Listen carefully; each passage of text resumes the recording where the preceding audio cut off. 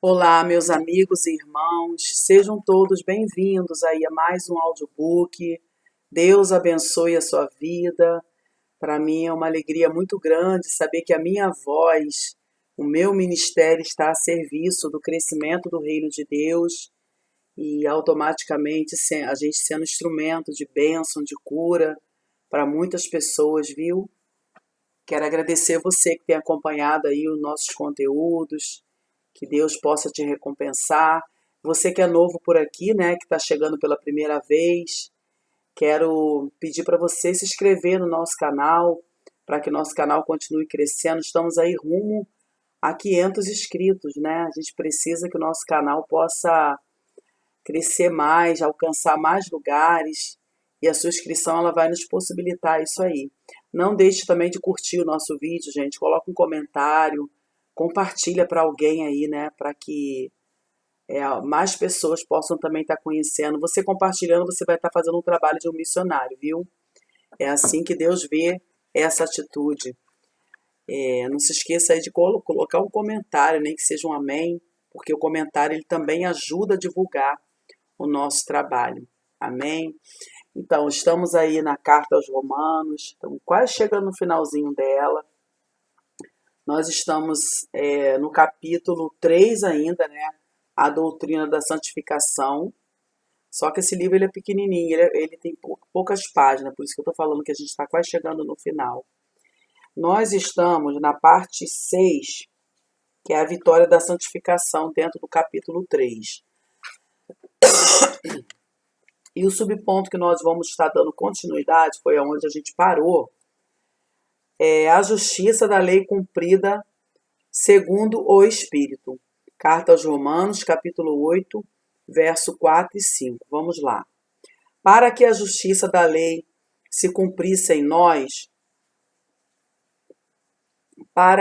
vamos voltar aqui. Para que a justiça da lei se cumprisse em nós. Quando Cristo se fez o representante do homem pecador, o poder condenatório do pecado foi desfeito, e então a justiça foi cumprida por Cristo. Agora, uma vez libertos da lei do pecado, e vivendo segundo o Espírito, a carne não tem mais direitos sobre nós, ainda que a inclinação da carne é para as coisas da carne. Se vivermos em Espírito, esse Espírito aqui está com um E maiúsculo, né? Se referindo ao Espírito Santo, né? Então, vou voltar. Se vivermos em Espírito, a carne estará sob domínio. No versículo 4, temos a descrição daqueles que vivem segundo a carne ou segundo o Espírito, né? Que é o Espírito Santo. No versículo 5, Paulo mostra os que são conformes à carne e conforme o Espírito. De um lado, temos aqueles que se ocupam na prática do pecado. Por outro lado, temos aqueles que se ocupam em fazer a vontade do Espírito e está sob sua direção. Subponto 4. A vitória do Espírito. Carta aos Romanos, capítulo 8, versos 6 ao 13, para você poder acompanhar aí. Nestes versículos é destacada a operação do Espírito Santo na vida do crente. É a obra santificadora do Espírito Santo na mente, no espírito e no corpo do crente. 1 Tessalonicenses, capítulo 5, verso 23 e 24. O crente anda e vive no espírito, pois não está mais sob o domínio da carne.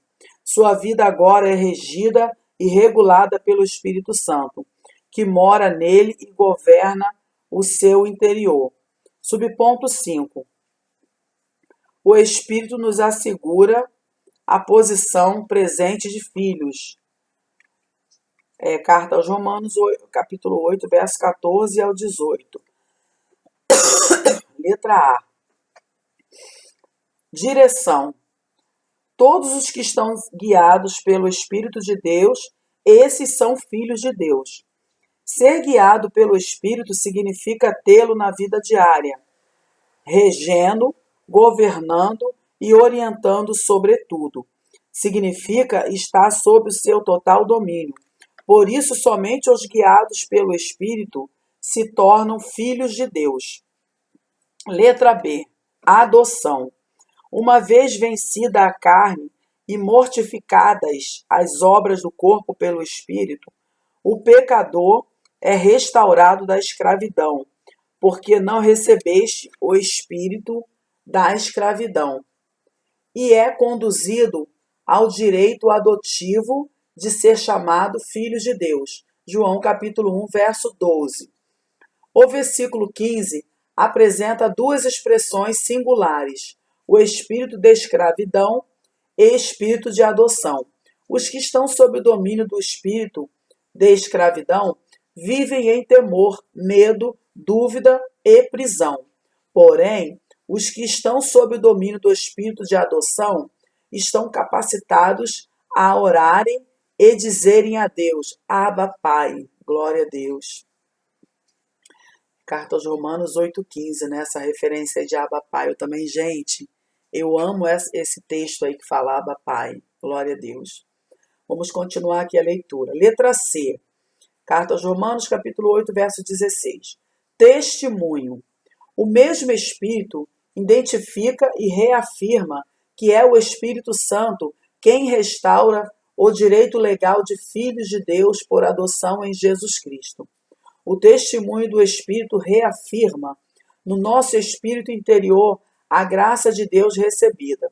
Portanto, quando a expressão diz testifica com o nosso espírito, não se refere a um mero assentimento de nossa consciência, mas sim a que o Espírito Santo sustenta e confirma dentro de nós a confiança da adoção em Cristo Jesus. Pergunta-se então, o que é que o Espírito Santo testifica em nós? De que ele dá testemunho? O Espírito dá testemunho do nosso ser interior, de que estamos perdoados de nossos pecados, da certeza da reconciliação com Deus e do acesso a Ele pela fé em Jesus. Referência em Romanos capítulo 5, verso 1 e 2.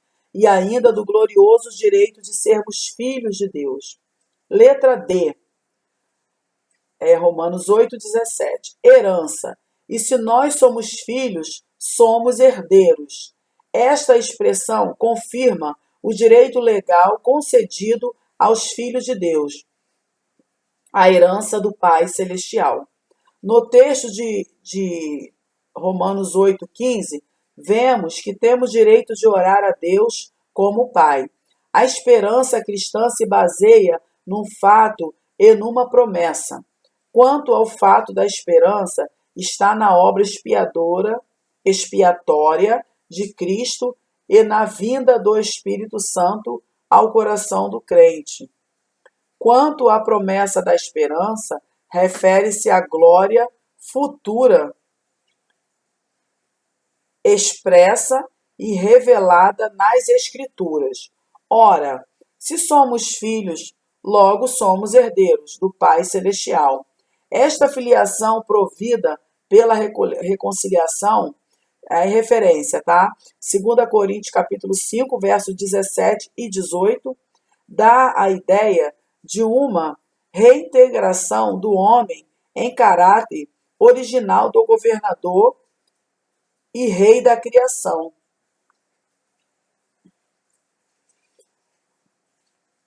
Visto que, pelo pecado, ele foi privado dessa honra. Gênesis capítulo 3, versos 17 e 19. Porém, por Jesus Cristo, o homem é restaurado diante de Deus e passa a ser, então, co-herdeiro com Cristo. 8,17, que é o carta ao Romano 8,17. O texto diz que somos herdeiros de Deus e isto refere-se ao direito de posse de uma herança pertencente a Cristo. Por isto mesmo, somos co-herdeiros com Cristo, isto é, participamos da mesma glória. É interessante notar que a palavra filhos, no versículo 17, conforme o original grego, é tekna, e se refere a filhos por geração real, contrastando com a ideia de um filho por adoção. Não há nenhuma contradição nas expressões filhos gerados e filhos adotados. Na verdade, o que Paulo quer fazer valer é a importância de que, em Cristo, somos filhos gerados espiritualmente, implícito no vocábulo técnica. Como filhos nascidos ou adotados, nos tornamos participantes da natureza divina. 2 Pedro capítulo 1, verso 4. Outro sim, a herança prometida aos filhos de Deus nada tem a ver com o ponto de vista materialista, que interpreta essa herança em termos materiais, como palacetes, riquezas temporais, etc. O texto do versículo 17 ainda continua: se com ele sofremos, e diz respeito aos sofrimentos que temos nesta vida temporal contra o pecado, contra o diabo e contra todas as sequelas do pecado. O sentido real dessa expressão refere-se à nossa luta contra o mal. Assim como ele, Jesus, né? Assim como Jesus sofreu em seu corpo os mesmos sofrimentos humanos e foi depois glorificado, também nós o seremos. Observe que a Bíblia diz que a carne e o sangue não podiam herdar o reino de Deus. Porém, todas as provas e penas que passamos nesta vida terrena tornam-se o trampolim para a vida eterna, a glorificação. Letra E. Carta aos Romanos 8:18. Segurança. Nestes versículos, o Espírito Santo nos assegura a glória futura de filhos de Deus. Em primeiro lugar, o apóstolo Paulo faz uma declaração acerca da segurança expressa no versículo 18, quando diz: porque para mim, o que expressa uma convicção própria é muito forte. Depois ele continua dizendo: tenho por certo, isto é, não resta qualquer dúvida, mas está baseado numa certeza indiscutível. Ainda continua o versículo 18: as aflições deste tempo presente não são para comparar com a glória que em nós há de ser revelada, uma vez consumada a redenção do pecador na libertação total do corpo do pecado. Que coisa mais pode aguardar o crente? Aguarda com esperança segura a eterna glória prometida. Porém, contesta-se com a pergunta: por que sofremos tantas aflições? A grande verdade é que as lutas procedem. Nós vamos agora para a página 9.2, né?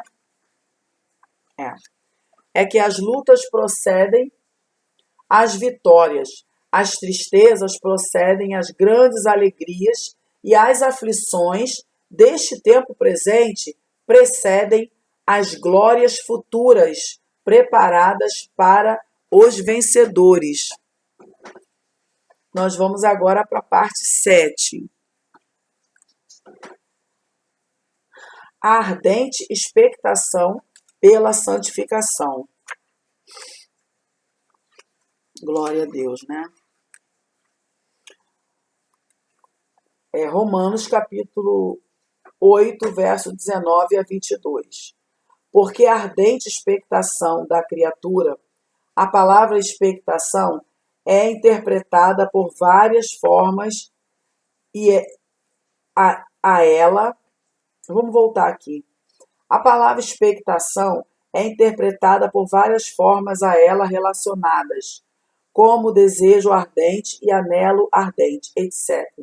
Porém, entendo que o sentido real é o de aguardar ou esperar vigilantemente e ansioso alguma coisa espetacular.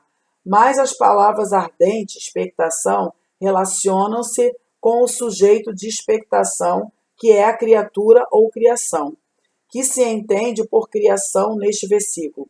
A palavra criatura pode referir-se à inclusão de todos os seres criados, animados ou inanimados, os quais aguardam com ansiedade a revelação dos remidos na vinda gloriosa de Jesus à terra.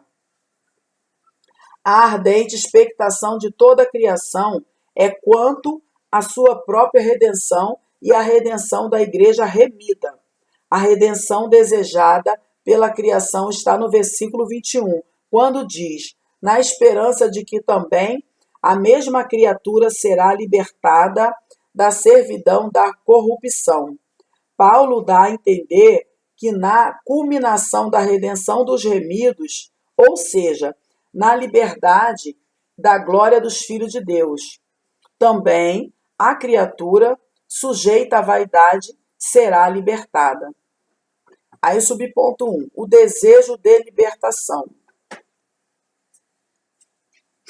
Glória a Deus. Aí está no capítulo 8 de Romanos, verso 22.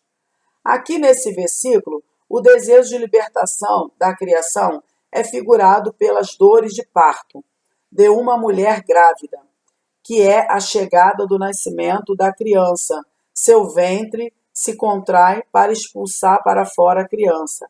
Assim como uma mãe, quando chega o momento de dar à luz, deseja ardentemente esse nascimento, assim está a criação desejosa pela libertação da corrupção deste mundo. Subponto 2.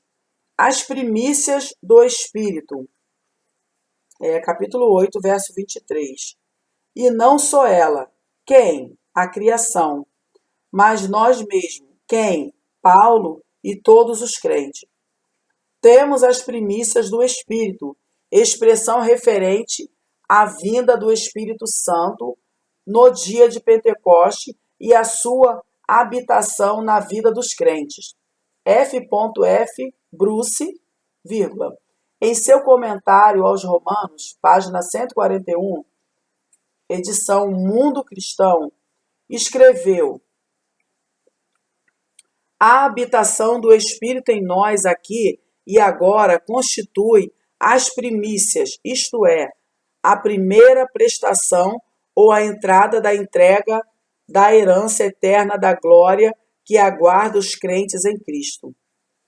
Outro sim, a palavra primícias no grego aparece como arparche e tem o sentido de alguma coisa que dá garantia da herança esperada. Tem o significado de um bilhete de entrada que se recebe para poder entrar em algum lugar especial. E nós temos essa entrada que nos garante a herança. É o penhor do Espírito, conforme Paulo fala aos Efésios e aos Coríntios. Aí temos aí a referência. É sempre bom vocês estarem anotando, gente, essas referências. Efésios capítulo 1, verso 14, 2 Coríntios capítulo 1, verso 22, 2 Coríntios capítulo 5, verso 5. Gente, vocês estão acompanhando o audiobook.